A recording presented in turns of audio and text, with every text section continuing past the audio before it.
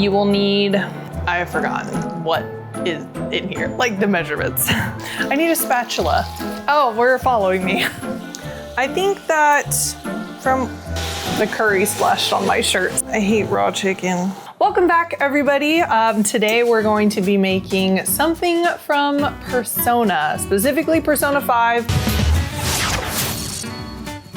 In honor of me finally finishing one playthrough of Persona 5, we're going to be making our curry roux from scratch, just in the spirit of authenticity and following Sojiro Sakura's kind of recipe as much as you can. But I do want to point out that essentially every single cookbook that I have that is from a Japanese chef, like one of my favorites, is the one I have from Chef Morimoto. Everybody says to just use the store-bought curry blocks, so this is what you can buy. This is my preferred brand. I think Vermont is a little bit more flavorful than the S&B curry roux blocks. But if you don't want to go through all of the effort of making your own from scratch, you can just buy this and it is equally as good. Are you ready? For the roux, we need 100 grams of butter. This is about half a cup. I think it's exactly 7 tablespoons. So you want to add that into your pan so that can start melting. We want it completely melted before we add the flour. But in addition to the butter, you also need 100 grams of flour. This is about 3/4 of a cup. And then you will need, I have forgotten what is in here, like the measurements. I can tell you that you need the curry powder and garam masala. This is the curry powder that I use. It's also the one that I see that is most highly recommended. It's very good, very flavorful. You can order it on Amazon or you can easily find it at H Mart. I'm trying really hard to not splash myself with butter because I feel like I do that every time I hit the side of the pan. Okay, so now that the butter is melted, we are going to switch hands because I'm right-handed. And then we're going to add in all of our flour. And then you just want to cook this. You want to cook all the flour out and you'll see it. Obviously, it's going to start to solidify and thicken.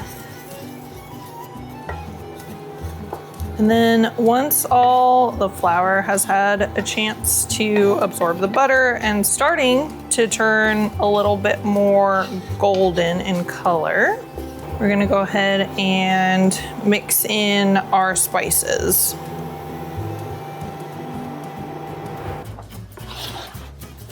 Okay, so this is the consistency you want. And once this is all done and complete for our purposes for the curry recipe, we're going to need about a cup of this mixture. So we're gonna set a cup of this aside and then we're going to get everything that we need together in order to make the curry.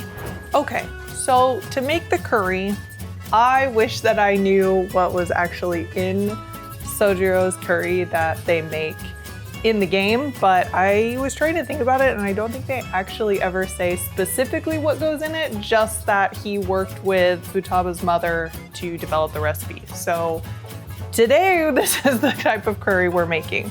We are going to be using 1 chicken breast, obviously the curry roux that we made. You'll need 2 cloves of garlic, 2 carrots, 1 yellow onion, 1 pear or apple. I am using a pear today. 1 russet potato, 4 cups of water, 1 tablespoon of ketchup, soy sauce, and honey, and then salt and pepper to taste. So now we're going to clear everything off so that way I have room to slice my onion, which is step number 1. Okay, so we're going to thinly slice 1 whole onion and add it to a pot with oil, which I'm going to heat up right now before I forget again. I need a spatula. Oh, we're following me. Stir the onions so they don't burn on the bottom. garlic. We're adding the garlic now. I think that from the curry splashed on my shirt, so I have stained yet another shirt because I don't have an apron and because I'm a mess. Add the garlic in, and then we get to do my least favorite step ever, which is cutting the chicken. Because once again, I don't have gloves and I just don't like touching raw chicken. I don't know. God, I hate raw chicken. I don't know why, because I don't have a problem with cutting literally any other type of meat, or like not cutting it, touching it with my bare hands. But I cannot stand touching raw chicken. I am just plopping that right into the pot because that's where it's going. So, and I'm sorry, but I must concentrate on cutting chicken. So entertain yourselves. My dear loving boyfriend does not love me enough to pre-cut my chicken, you know. A suggestion for next time, mayhaps. You know what else I don't have? That would probably be good. A thumb? I don't have a thumb? What I don't have is a Band-Aid. Not that I have cut myself. Here I am, blood-free, but I slipped a little bit, and so I did think of right now the fact that I don't have anything. Should I injure myself, I have nothing to take care of that. So, all right, chicken is done, and we're gonna let that cook a little bit to just get some color before we add the carrots and the everything else. Okay, so now that the onions have cooked down a bit and the chicken is no longer completely pink, we're going to start adding all the other ingredients. So this is 4 cups of water, and I'm also adding chicken bouillon cubes to make it chicken broth. I want the 1 tablespoon of soy sauce, 1 tablespoon of this ketchup, forgot what that was called, 1 tablespoon of honey, whatever honey you like. I'm using clover honey. And then we're gonna also add the carrots now. Sorry, I chopped those without you. And then our curry roux that we spent so long making / correcting.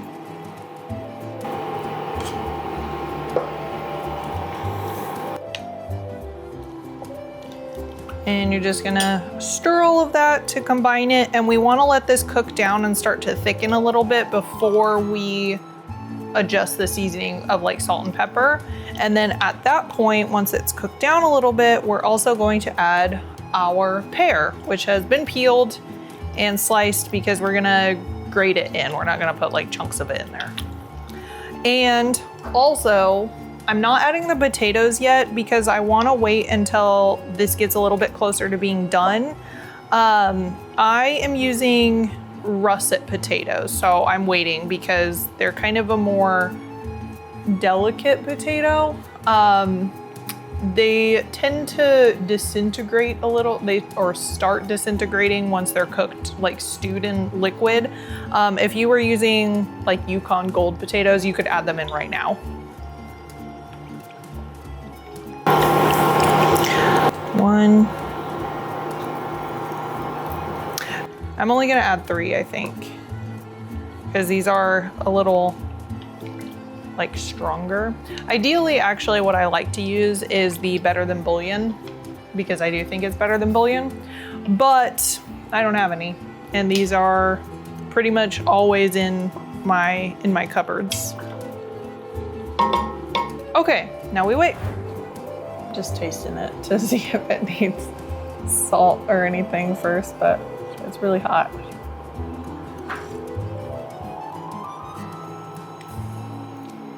Oh my gosh, that is so good, because if you remember, I've never made this roux recipe before. That is very tasty. That's so good. That turned out great, guys.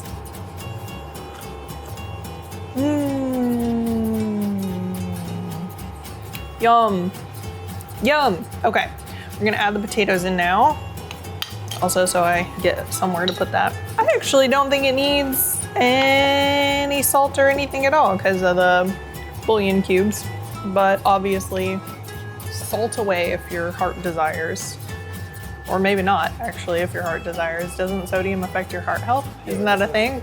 Don't salt away. Salt in moderation. Okay, so pear, we're just gonna grate this in. You would do the same thing if you chose to use an apple, which I have used before, and I really like the flavor. It just adds kind of like a nice level of sweetness to it, which is exactly what this is going to do.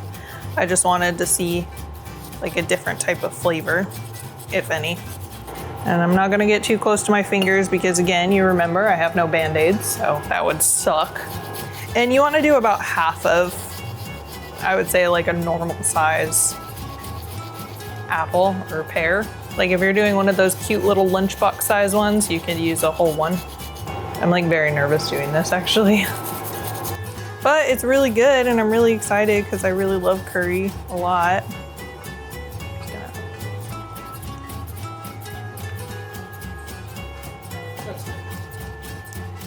Chef's neck, that's important. Those are so good. I'm gonna do a little bit more and then I'm gonna eat the rest of it. The potatoes will take, oh, I forgot to tell you, when you cook everything, when you put the broth in, once you start that process, you should also start your rice, which is what I did. I just forgot to inform you that that was what you should also be doing at this time. So start your rice so that way by the time this is completely done, cooked down, you will have nice white rice to have with your curry. So now that all of that is in, we tasted the seasoning, I think it's good. We're just gonna let this cook down a little bit more so the potatoes get nice and soft, and then we'll be ready to eat.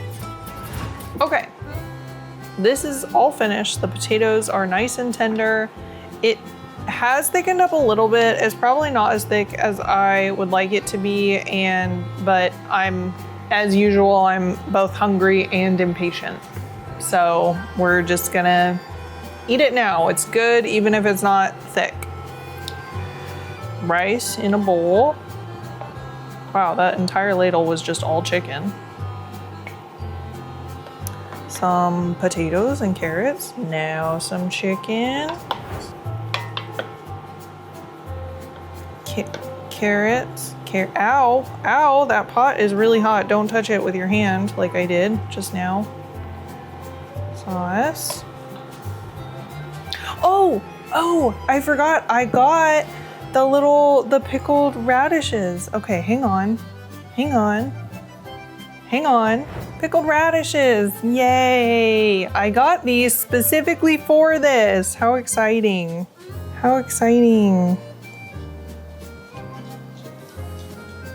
These go great with it. So in my opinion, does pickled ginger, specifically the matchstick chopped one. I think it goes very well, but I also am kind of a fiend for pickled ginger.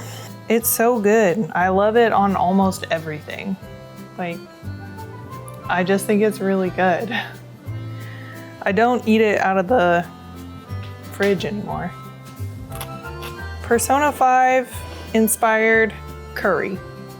Hopefully this would make Sojiro proud.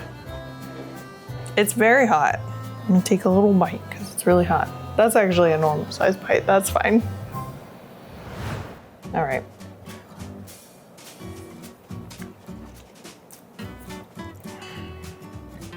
Yum. That is so tasty. This is one of I did drip some on my hand and I don't want to lick my hand, but I'm going to off camera. This is one of my favorite foods ever. This is just something that's very, very comforting to me. And so I also really liked that element in Persona just because I was like, oh my gosh, I make that all the time. It was the first time that I made like a supply of the roux from scratch. I have made the curry from scratch a lot. I primarily use just the Vermont roux blocks now because I think it's equally as good. this was delicious. I highly recommend that you make this. It is just so warm and like it's got a lot of really warming spices and it just always feels like a very hearty, very good dish. It's great with rice. I also really like having it over udon, which we'll probably do with the leftovers because there are a lot of leftovers, which is also very good. But yeah, so thanks for hanging out, watching me make dinner, and I will see you guys in the next video.